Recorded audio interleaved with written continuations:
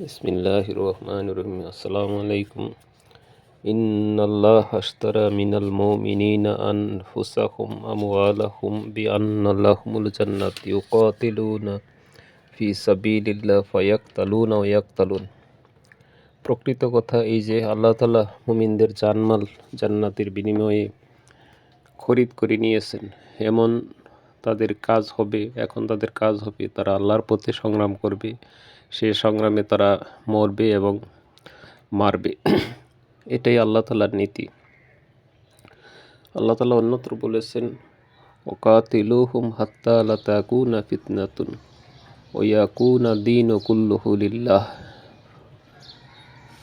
হে ঈমানদার লোকেরা, কাফেরদের সাথে লড়াই করো সে পর্যন্ত যতক্ষণ না ফিতনা খতম হয়ে যায় এবং দিন পুরোপুরি আল্লাহর জন্য নির্ধারিত হয়ে যায়। এমনিভাবে অসংখ্য আয়াতে আল্লাহ তাআলা কোরআনে দিক নির্দেশনা দিয়েছেন, আমরা যেন তারই প্রতিচ্ছবি দেখতে পাই হাদির জীবনে। হাদি আমাদের মাঝখান থেকে, ওসমান হাদি আমাদের মাঝখান থেকে চলে গিয়েছে, কিন্তু সে এক কঠিন দায়িত্ব আমাদের কাঁধে রেখে গিয়েছে। সে প্রতিটি স্তরের কথা বলেছে, অন্যায় অসঙ্গতির বিরুদ্ধে সে কথা বলেছে। এমন কোনো সেক্টর নাই যেখানে সে কথা বলে নাই। ন্যায়ের প্রতিবাদ করেছে এবং অন্যায়ের প্রতিবাদ করেছে। ন্যায়কে তুলে ধরার জন্য সে আপোষহীন ভূমিকা রেখেছে। সে একটি দৃশ্যে দেখতে পেলাম, সে দাঁড়িয়ে আছে এবং বলতেছে যে মসজিদেরই পাশে আমায় কবর দিও ভাই, যেন ঘুরে থেকে মুয়াজ্জিনের আজান শুনতে পাই।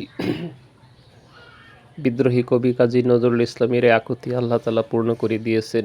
ঢাকা বিশ্ববিদ্যালয় মসজিদের পাশেই তার কবরস্থান হয়েছে। সেই বিদ্রোহী কবির পাশে আমাদের তরুণ প্রজন্মের আইডল, তরুণ প্রজন্মের বিদ্রোহী এই জননেতা, সেও সেখানে শায়িত আছেন। আল্লাহ তাআলা তাকে জান্নাতের উঁচু মাকাম দান করুক।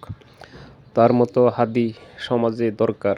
এরকম হাদি যে একটি পরাশক্তির কাপুনদড়ি দিয়েছে, যে একটি পরাশক্তির মাথা ব্যথার কারণ হয়ে গিয়েছিল যে তাকে দুনিয়া থেকে সরাই দিতে হবে। এই এজেন্ডা নিয়ে তারা মাঠে নেমেছিল এবং পতিত স্বৈরাচারও এরকমই বিদ্রোহীদেরকে গুম করেছে, খুন করেছে। আমরা চাই যেন আমাদের সন্তানরা এই ওসমান হাদির মতো গড়ে উঠুক, দেশমাতৃকা রক্ষায় তারা আপোষহীন ভূমিকা রাখুক। আল্লাহ তাআলা আমাদেরকে সেইভাবে ফয়সালা করুন, আগামী দিনগুলি যেন এই দেশ মাতৃকা আমাদের সন্তানরা যেন সেভাবে বলিষ্ঠ পদক্ষেপে ওসমান হাদির এই রেখে যাওয়ার দায়িত্ব যেন পালন করতে পারে এবং অসমাপ্ত কাজগুলি যেন আঞ্জাম দিতে পারে, সেই ব্যবস্থা মহান রব্বুল ইজ্জত করে দিক। আমরা কায়মনোবাক্যে আমাদের যার যেখানে যে শক্তি সামর্থ্য আছে আমরা যেন সেভাবে অগ্রসর হতে পারি। আমরা যেন হাদিদের পাশে দাঁড়াতে পারি। আমরা যেন হাদিদেরকে সামনে এগিয়ে দিতে পারি। আমরা যেন হাদিদের আদর্শ লালন করতে পারি এবং এই হাদিদেরকে সমাজে সামনের সারিতে দেখতে পারি। তরুণরাই দেশ গড়বে, বৃদ্ধরা বিরোধিতা করবে। কিছু কিছু বৃদ্ধ আছে বয়সের বাড়ি নুয়ে পড়েছে, তারপরও তাদের ক্ষমতা লাগবে। তারা ক্ষমতার সেই মোহ ছাড়তে পারতেছে না। কিন্তু আমাদের উচিত এই তরুণদেরকে এগিয়ে দেওয়া। ওসমান হাদির মতো, হাসনাত আবদুল্লার মতো, সাদিক কায়েমের মতো বলিষ্ঠ নেতৃত্ব দরকার।